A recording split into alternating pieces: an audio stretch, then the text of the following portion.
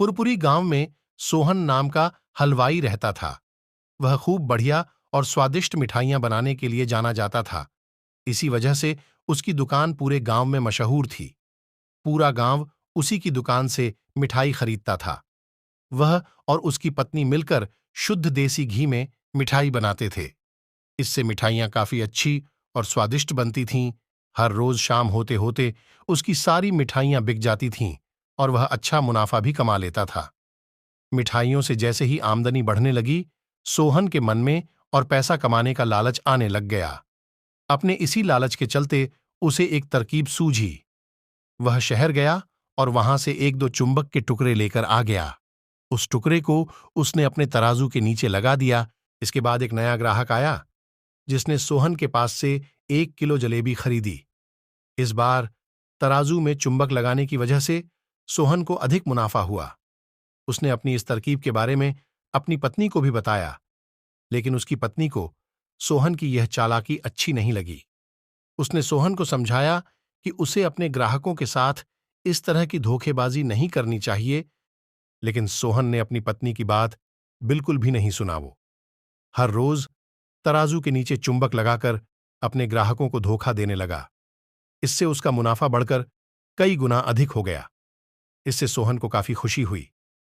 एक दिन सोहन की दुकान पर रवि नाम का एक नया लड़का आया। उसने सोहन से 2 किलो जलेबी खरीदी। सोहन ने इसे भी चुंबक लगे तराजू से तोलकर जलेबी दे दी।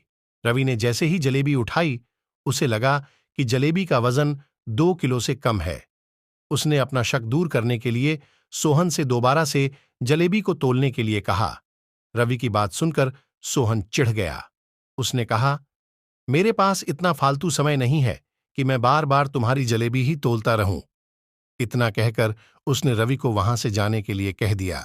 सोहन मिठाई वाले की बात सुनने के बाद रवि जलेबी लेकर वहां से चला गया। वह एक दूसरी दुकान पर गया और वहां बैठे मिठाई वाले से अपनी जलेबी तोलने के लिए कहा।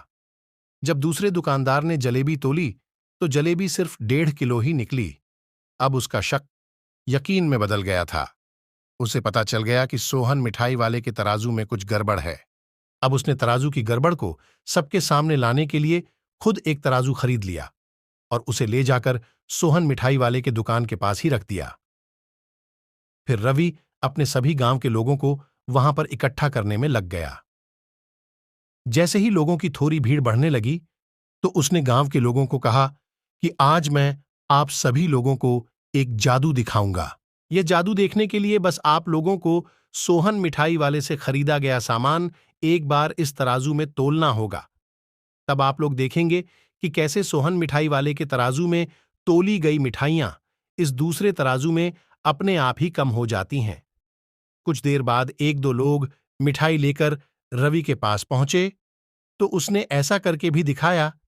इसके बाद सोहन के दुकान से जिसने भी मिठाई खरीदी थी, सभी ने रवि के तराजू में तोलकर देखा तो सबकी मिठाइयां 250 ग्राम से लेकर आधा किलो तक कम निकली। ये सब देखकर लोगों को काफी हैरानी हुई। अपनी दुकान के पास ही ये सब होता देख सोहन मिठाई वाला रवि से झगड़ा करने लगा। उसने लोगों को बताया कि रवि ये सब नाटक कर रहा है। अपनी बात को सही साबित करने के लिए रवि सीधे सोहन मिठाई वाले का तराजू लेकर आया और तराजू में लगा चुंबक निकालकर सबको दिखाने लगा। यह देखकर गांव वालों को बहुत गुस्सा आया। सबने मिलकर उस लालची मिठाई वाले को खूब मारा। अब उस लालची मिठाई वाले को अपने लालच और उसके कारण की गई गलत हरकतों पर पछतावा हो रहा था।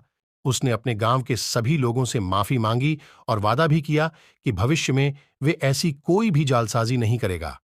सोहन की इस धोखेबाजी से पूरा गांव नाराज था, इसलिए लोगों ने उसकी दुकान में जाना काफी कम कर दिया। इधर सोहन के पास पछताने के अलावा कुछ और नहीं बचा, क्योंकि वो पूरे गांव वालों का भरोसा खो चुका था।